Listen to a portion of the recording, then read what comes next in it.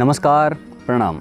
मैं योगाचार्य पर्व आप सभी को स्वागत करता हूं आज के इस नए वीडियो में। दोस्तों, आज बात करने वाले हैं बुखार के बारे में। बुखार के बारे में कंप्लीट डिटेल में आपको बताऊंगा कौन सी चीज़ें आपको खानी चाहिए, कौन सी चीज़ों को अवॉइड करना चाहिए, कारण, लक्षण और उपचार। देखिए, बुखार एक वैसे तो बहुत ही सामान्य सी समस्या है, हर किसी को कभी ना कभी इसका सामना करना पड़ता है।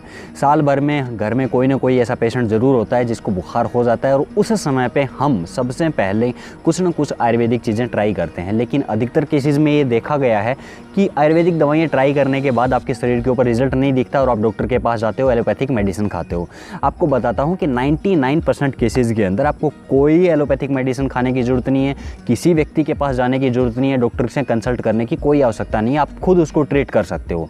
देखिए, बुखार एक सामान्य सी स्थिति होती है जब हमारी ह्यूमन बॉडी का जो सामान्य टेम्परेचर होता है 98.60 फ़ारेनहाइट, अगर ये इससे ऊपर बढ़ने लगता है तो इस स्थिति को बुखार कहा जाता है। आयुर्वेद की भाषा में समझें तो जो हमारी दोष होते हैं वात, पित्त और कफ, अगर ये कुपित होकर रस धातु के साथ मिलके और अग्नाशय से अग्नि को पूरे शरीर के अंदर फैला दें तो इस स्थिति को बुखार कहा जाता है। अगर इसको मॉडर्न मेडिकल साइंस के हिसाब से समझें तो अगर हमारे शरीर के ऊपर बाहरी रोगाणु, कोई कीटाणु, पैथोजन अगर अटैक कर दे, हमारे शरीर के अंदर चला जाए तो उस स्थिति में हमारे शरीर का जो ह्यूमन सिस्टम है वो WBC को प्रोडक्शन को बढ़ा देता है और WBC और उस पैथोजन्स के बीच में जो संघर्ष होता है उसकी वजह से हमारी बॉडी का टेम्परेचर इंक्रीज हो जाता है। तो ये सामान्य सी स्थिति होती है। लेकिन अगर इस स्थिति को ठीक समय पे ट्रीट ना किया जाए या फिर इसके लिए एलोपैथिक मेडिसिन खाए जाएं तो दोनों स्थितियां ही गलत होती हैं। इनको कैसे ट्रीट किया जाए, क्या खाएं क्या ना खाएं, कंप्लीट बात करते हैं। सबसे पहले बात करेंगे बुखार के कारणों के बारे में। बुखार के मुख्य कारण है शरीर के ऊपर चोट लगना, कोई खरोंच हो जाना, इसकी वजह से बुखार हो सकता है। आपको कोई इन्फेक्शन हो जाए, इसकी वजह से बुखार हो सकता है। आपका कोई वैक्सीनेशन हुआ है जैसे डिप्थीरिया, टिटनेस या फिर आजकल कोविड की वजह का जो टीकाकरण हो रहा है उसकी वजह से भी बुखार हो सकता है। लंबे समय से आपके शरीर के अंदर कोई बीमारी चल रही है उसकी वजह से बुखार हो सकता है। किसी दवाई के साइड इफ़ेक्ट के कारण बुखार हो सकता है। शरीर के ऊपर आपने कोई चीज़ लगाई, कोई एक्सटर्नल प्रोडक्ट लगाया, उसकी वजह से बुखार हो सकता है। बैक्टीरिया, वायरस या फंगस के संक्रमण के कारण भी बुखार हो सकता है। मौसम के चेंजमेंट के कारण बुखार हो सकता है। अगर आपके शरीर में कोई ट्यूमर है तो उसकी वजह से भी बुखार हो सकता है। इसके साथ साथ अगर बहुत अधिक गर्मी बढ़ी हुई हो उसकी स्थिति में भी बुखार हो सकता है और अगर आप बहुत अधिक थक जाएं तो इसकी वजह से भी बुखार हो सकता है। ये मुख्य कारण थे बुखार होने के। अब बात करते हैं बुखार के लक्षणों के बारे में। क्या लक्षण आपको दिखाई देंगे अपने शरीर के ऊपर?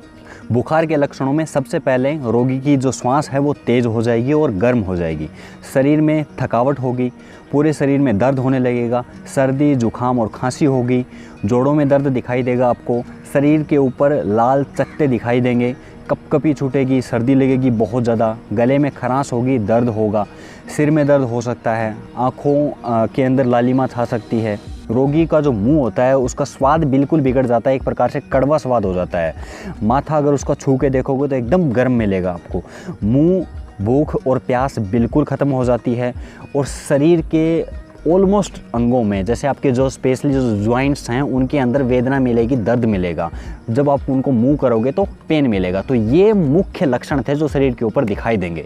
अब बात करते हैं कि बुखार के अंदर हमें कौन कौन सी चीज़ें खानी चाहिए जो हेल्पफुल होंगी बॉडी का टेम्परेचर कम करने में, बुखार से रिकवर करने में और हमारी इम्यूनिटी को बूस्ट करने में। कौन कौन सी चीज़ें आपको डाइट के अंदर ऐड करनी है, नाश्ते में क्या खाना है, दोपहर को क्या खाना है, दिन में कौन कौन सी चीज़ें खाएँ और नाइट के खाने में, डिनर के अंदर आपको क्या खाना है। तो सबसे पहले ब्रेकफास्ट से शुरू करते हैं।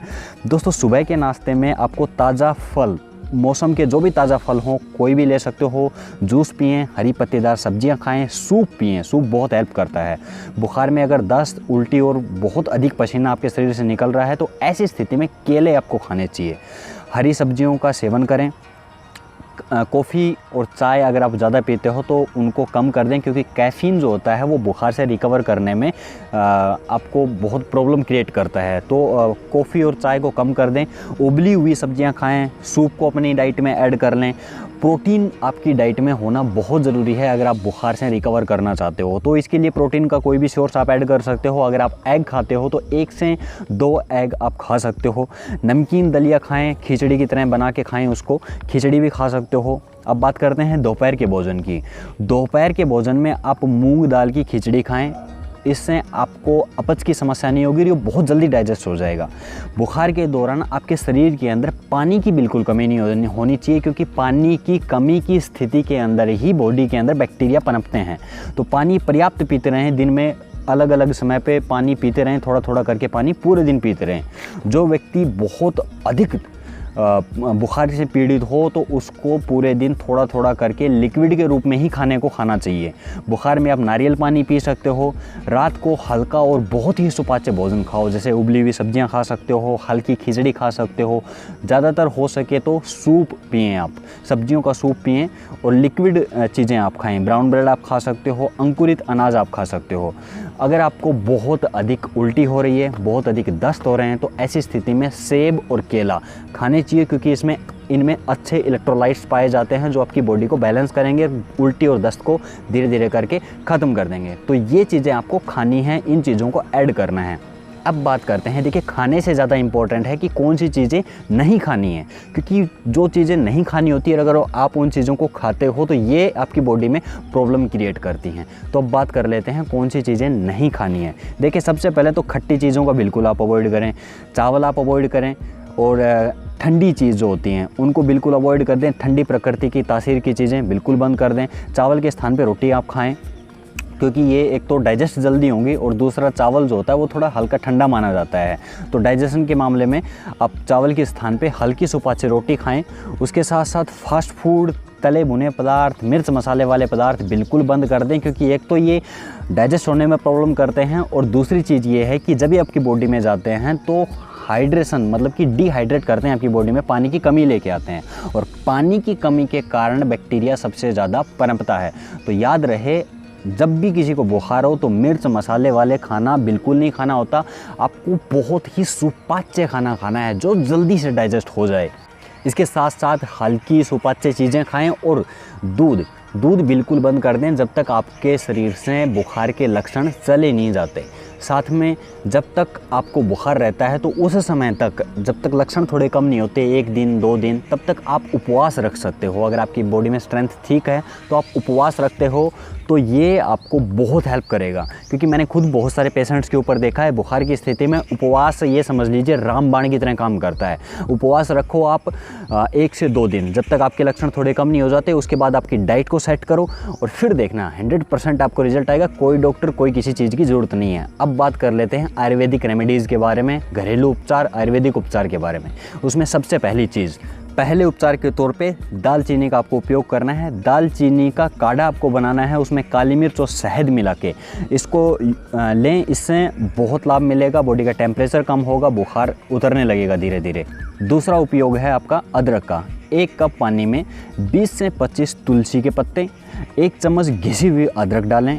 अब इसे उबालें, और उबालने के बाद जब ये आधा रह जाए तब इसमें शहद मिलाकर 3 दिनों तक नियमित रूप से दिन में 2 से 3 बार आप इसको ले सकते हो। इससे देखना बुखार उतरने में मदद मिलेगी, शरीर की गर्मी कम होगी, क्योंकि अदरक जो होता है वो शरीर की गर्मी को बाहर निकालता है। तो बुखार को कम करने में, शरीर का टेम्परेचर कम करने में ये हेल्प करेगा। तीसरी चीज़ बता रहा हूँ, किशमिश।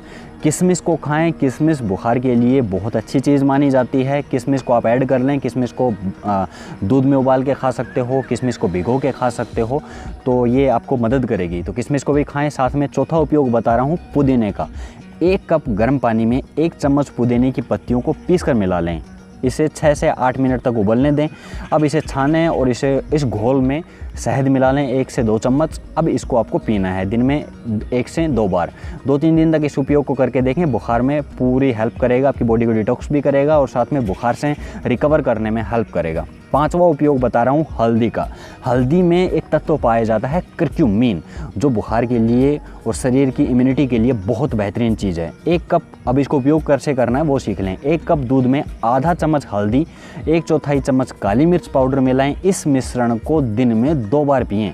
इसको पीने से बुखार बहुत जल्दी कम होगा। ये उपयोग मैंने खुद काफ़ी लोगों के ऊपर ट्राई करके देखा है। आप भी इसको ट्राई करके देखें, ये बहुत जल्दी काम करता है। नेक्स्ट उपयोग बता रहा हूँ सरसों का। 2 चम्मच सरसों के तेल को गर्म कर लें, इसमें लहसुन की 2-4 कलियां डाल दें। इस तेल को गर्म करें और जब तक अच्छे से ये गर्म हो जाए उसके बाद इस तेल को पैरों के तलवों पे और शरीर के ऊपर मसाज करनी है। इससे आपका दर्द कम होगा और बॉडी का टेम्परेचर कम होगा। ये भी काफ़ी काम करता है। लास्ट उपयोग बता रहा हूँ लहसुन का। करना क्या है कि लहसुन को आप अपनी डाइट में तो ऐड करेंगे ही, साथ में लहसुन बुखार को कम करने में काफ़ी मदद करता है। 1 कप गर्म पानी में लहसुन की एक छोटी कली हल्की बिल्कुल बारीक काट के 10 मिनट के लिए उसको गर्म करें, फिर छान लें और इस पानी को आपको पीना है। ये बुखार से बाहर निकलने में, बुखार का टेम्परेचर कम करने में, बॉडी को रिकवर करने में बहुत हेल्प करता है। जो मैंने ये 7 उपयोग बताए हैं ये सबसे अच्छे, निरापद और सबसे बेस्ट उपयोग हैं बिल्कुल, क्योंकि ये आपकी बॉडी के ऊपर साइड इफ़ेक्ट नहीं डालते, साथ ही बॉडी को रिकवर करने में बहुत हेल्प करते हैं। तो इनका ऐड कर लेंगे, ये चीज़ें उपयोग करनी है, परहेज़ आपको रखने हैं, साथ में जो चीज़ें मैंने खाने के लिए बताई हैं उतना अगर आप करोगे तो कम्प्लीटली आपका सोल्यूशन हो जाएगा। दोस्तों अब बात करते हैं कि बुखार में आपकी जीवन शैली कैसी होनी चाहिए। देखिए बुखार जब आपको होता है तो उस स्थिति में एक तो आपको अपनी बॉडी को प्रोटेक्ट करना होता है। अगर आपको बहुत अधिक सर्दी लग रही है, अगर सर्दी का मौसम है और अगर आपको सर्दी लग रही है, कपकपी छूट रही है, तो उस स्थिति में आपको अपनी बॉडी को कवर करके रखना है। दूसरा, साफ़ सफाई का थोड़ा ध्यान रखना है, क्योंकि बुखार में अगर आपकी बॉडी के अंदर कोई रोगाणु चला गया है, किसी बैक्टीरिया के कारण आपको बुखार हुआ है, तो उस स्थिति में आपको अपना थोड़ा साफ़ सफाई का ध्यान रखना है। तीसरी चीज़, सुपाच्य खाना खाना है, कोई भी ऐसी चीज़ नहीं खानी जो डाइजेस्ट होने में प्रॉब्लम करे। चौथी चीज़, पर्याप्त मात्रा में पानी पीना है। ये मोस्ट इंपॉर्टेंट पॉइंट है। अगर आप पानी पर्याप्त नहीं पियोगे तो बॉडी डिहाइड्रेट होने लगेगी और आप कितनी भी दवाइयाँ, कितनी भी चीज़ें ट्राई कर लेना, आपका बुखार नहीं उतरेगा। पानी पर्याप्त पीते रहें और थोड़े थोड़े समय के साथ पीते रहें। एक साथ ज़्यादा पानी पीने की बजाय स्टेप्स में उसको डिवाइड करें। 1 गिलास पी लिया, फिर उसके बाद थोड़ी देर बाद और पी लिया और थोड़ी देर बाद पी लिया, तो इस प्रकार से आपको इससे बाहर निकलने में मदद मिलेगी। अब बात करते हैं लास्ट के अंदर कि आपको डॉक्टर के पास कब जाना चाहिए। मैं कुछ स्थितियां बता रहा हूं, इन स्थितियों में आपके डॉक्टर के पास जाना चाहिए। पहला, अगर आपके सर में बहुत अधिक दर्द है, असहनीय दर्द है, तो उस स्थिति में आप डॉक्टर के पास जाएं। दूसरी कंडीशन, अगर आपकी बॉडी का तापमान 1030 फ़ारेनहाइट से अधिक हो गया तो उस स्थिति में आप डॉक्टर के पास जाएं।